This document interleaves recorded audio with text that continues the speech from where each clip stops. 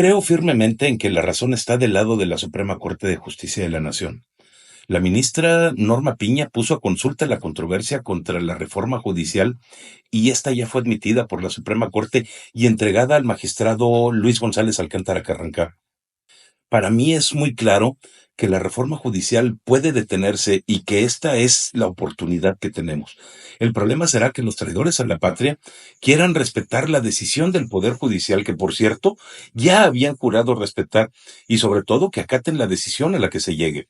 Los políticos de Morena no son enemigos de los mexicanos, sino que son enemigos de las instituciones y el respeto a un Estado constitucional de derecho. ¿Qué podemos hacer nosotros? Simples mortales ante los embates del Ejecutivo hacia la Suprema Corte, podemos hacer dos cosas, y son dos cosas que tienen que llevarse a cabo simultáneamente. Primero, manifestarnos en apoyo a la Suprema Corte frente a sus oficinas y no dejar el terreno libre para nada hasta que haya una resolución a favor. Y la otra es que se tienen que armar comisiones o grupo de 3 o 4 ciudadanos informados que recorran escuelas, preparatorias, mercados, plazas y universidades con el único fin de informar lo dañina que es esta reforma. Es más, creo que debiéramos hacer público el pensamiento del mismo Arturo Saldívar, quien ha afirmado desde la misma Suprema Corte de Justicia, en sus tiempos como magistrado decente y a través de un voto particular, o sea, no era una mera opinión, que la Suprema Corte puede invalidar la reforma judicial.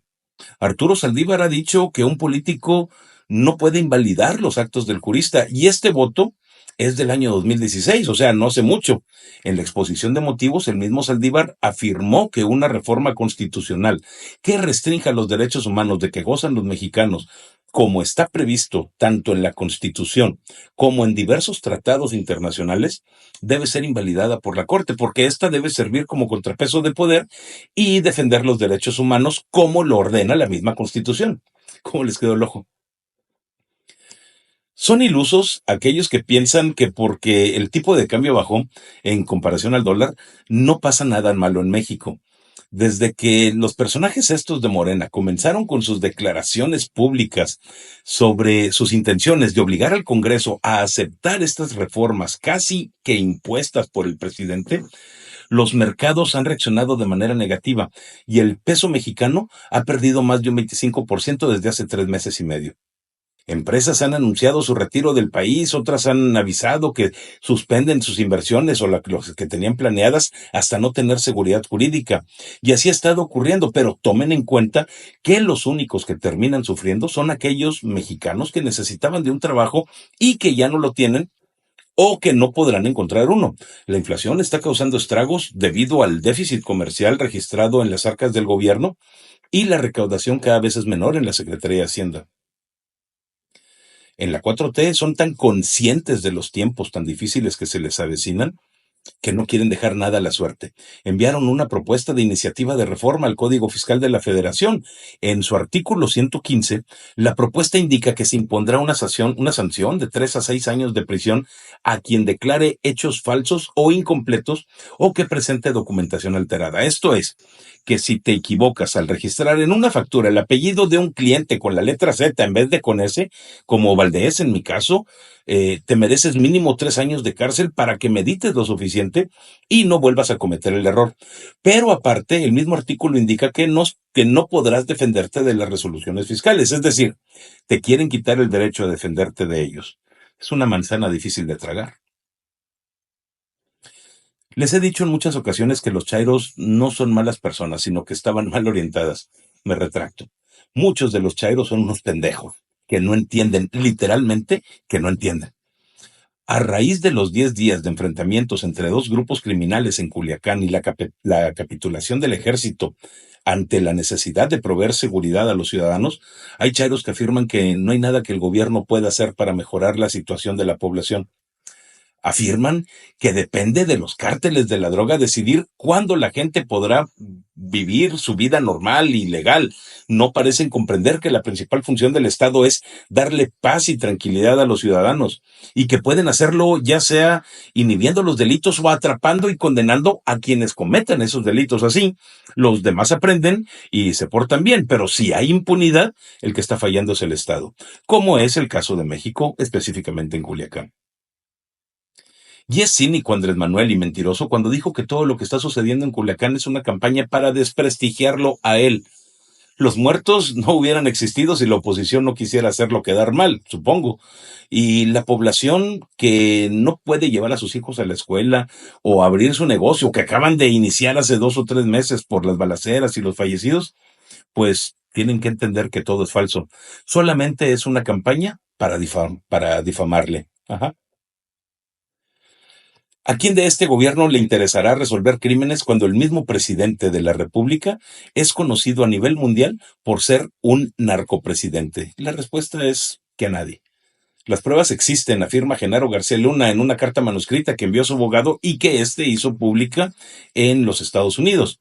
En ella dice que es del conocimiento público y que está en los registros oficiales de México y Estados Unidos los contactos, videos, audios, fotografías, registro de comunicación y gestión entre el actual presidente de México, Andrés Manuel López Obrador, y sus operadores con los líderes del narcotráfico y sus familias.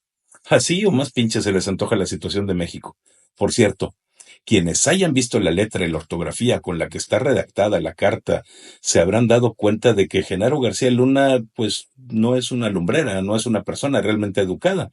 Es asombroso darnos cuenta en manos de quién ha estado el país en otros sexenios y en este, que ha sido peor.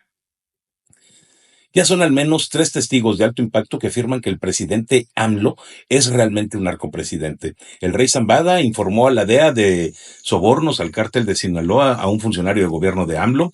El Mayo Zambada reavivó la sombra del presunto nexo del gobierno de López Obrador con el narco mexicano. Y Genaro García Luna afirma que hay pruebas de la complicidad entre AMLO y el Mayo Zambada. Claro que Andrés niega todo y claro que Genaro mantiene su inocencia, es normal. Lo que no es normal y a mí me parece muy sospechoso es el momento elegido por Genaro García Luna para hacer pública esta carta. ¿Qué estará buscando o qué espera negociar? No lo sé, pero presiento que pronto veremos de qué se trata todo esto, ¿no?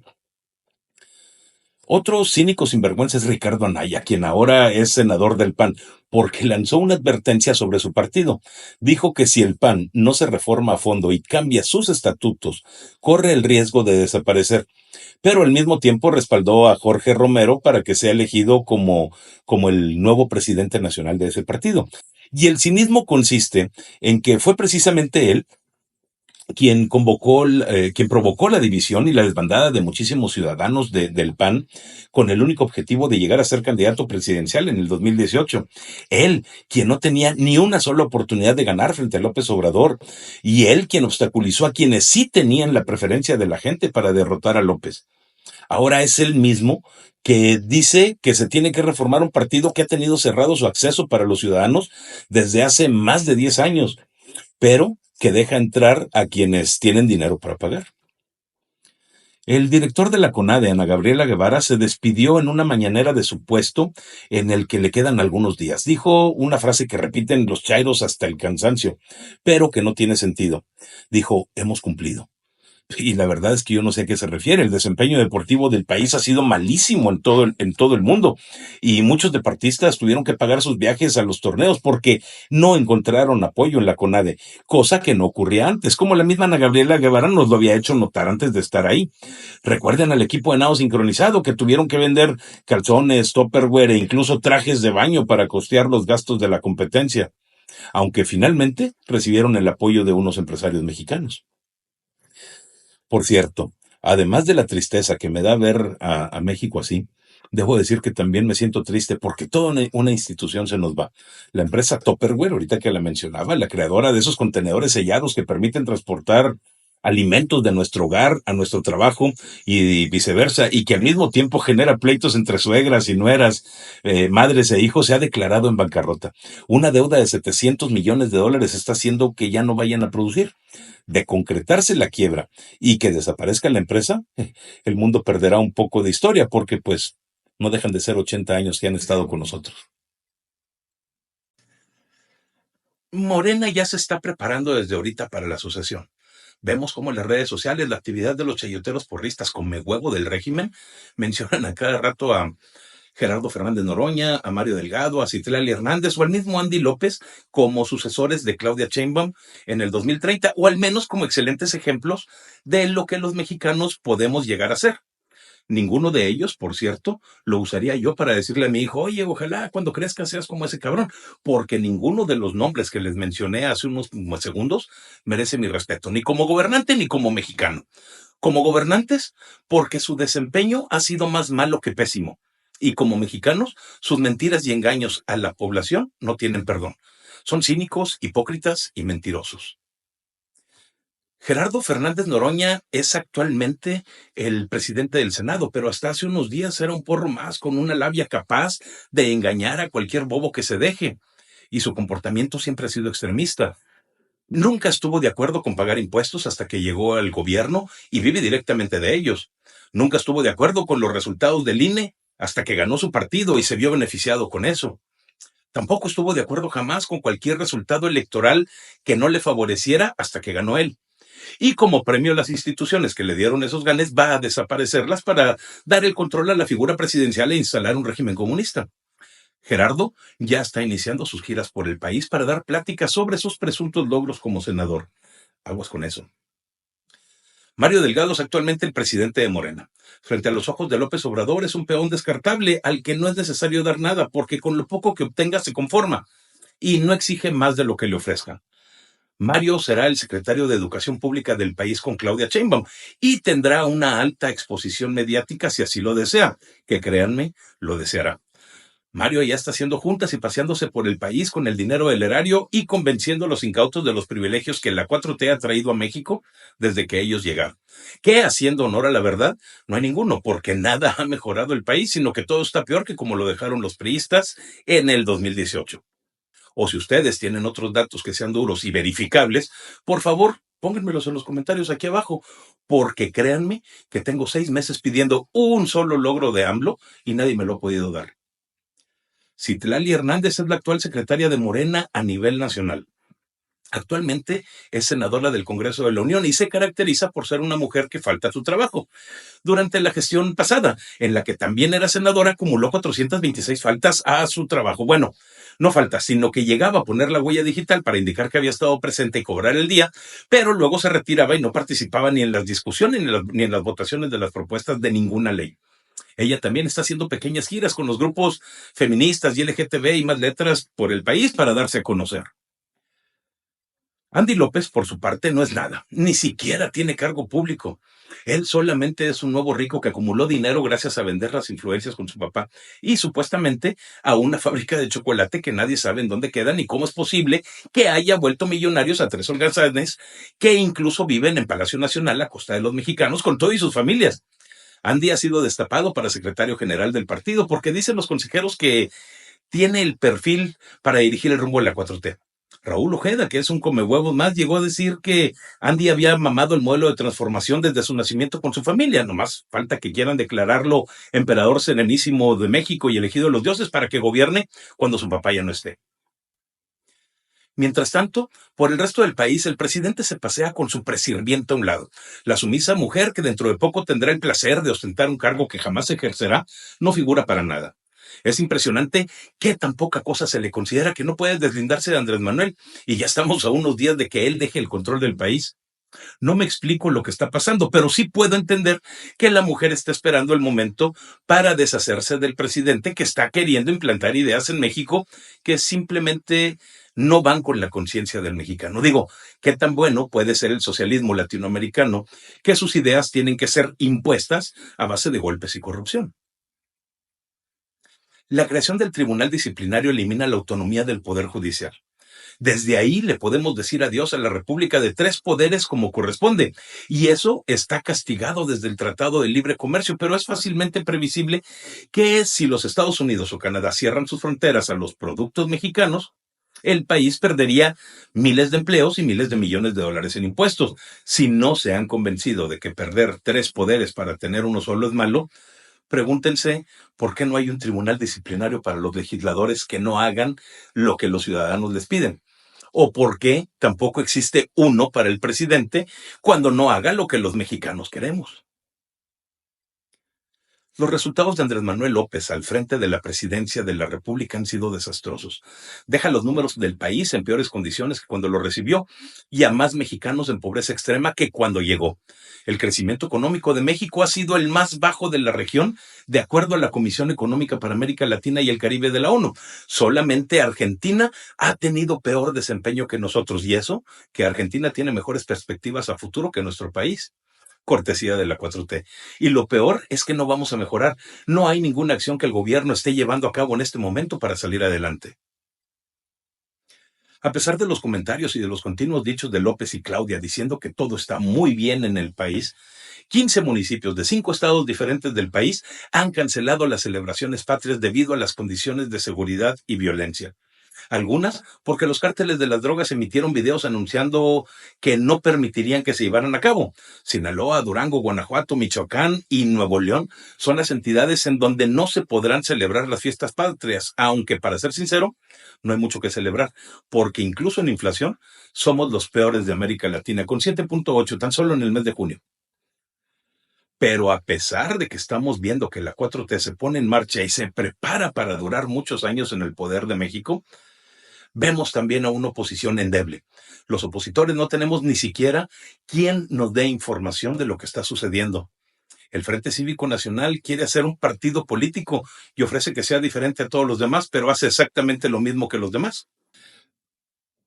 La Marea Rosa está desaparecida junto a las otras organizaciones que la fomentaban. Sociedad Civil México, Poder Ciudadano, el mismo frente, no se han dado a la tarea de informar lo que está sucediendo y guiar a los ciudadanos en un camino que se ve incierto por donde volteemos a ver. No han entendido los líderes que solamente compartiendo información van a liderar, pero de otra forma no, porque estamos cansados de confiar en políticos que siempre terminan corrompiéndose y haciendo a los ciudadanos a un lado. Por ejemplo, Carpeta Púrpura. Los señores aseguran que tienen un montón de información y las pruebas irrefutables de fraude en la elección. Yo en lo personal quiero creerles, pero las pruebas mostradas hasta hoy son insuficientes para decir que hubo fraude. Y al ser cuestionados sobre el paradero de las demás, se ponen a dar cifras y números que no dejarán de ser sus cifras y números hasta que veamos la documentación que lo respalde. Me piden que les crea su palabra. Yo lo siento mucho. No voy a correr riesgos y no voy a creer a ciegas nada hasta no tener pruebas. Alito Moreno y Marco Cortés ya deberían de estar pensando en quién será el siguiente candidato de la oposición. Ya deberían de estar pensando en si van a ir en coalición, en alianza o si van a ser independientes. No deberían de dejar esto hasta el final. Ojalá y no quieran las candidaturas para ellos mismos, porque si algo ha quedado demostrado es que ellos, como políticos, no son buenos. Marco Cortés eligió personalmente al senador Yunes, que lo traicionó por un perdón ejecutivo, y Alito, aunque ha presumido que sus senadores no se quebraron y votaron en contra de la reforma al Poder Judicial, no ha dicho que en los congresos estatales sus diputados locales sí votaron a favor de la reforma. No sé quién vaya a ser la opción opositora para las siguientes elecciones. No sé ni siquiera si vayamos a tener elecciones nuevamente. Pero sí sé que no deberíamos quedarnos quietos ni por un momento. Y menos cuando las cartas de Morena se están poniendo sobre la mesa y están destapadas. Los conocemos, sabemos cuáles son sus defectos, conocemos sus debilidades. Pero ¿qué estamos haciendo? ¿Quién está liderando esta oposición tan débil que no está haciendo nada? Quien quiera que sea, no está haciendo ningún buen trabajo.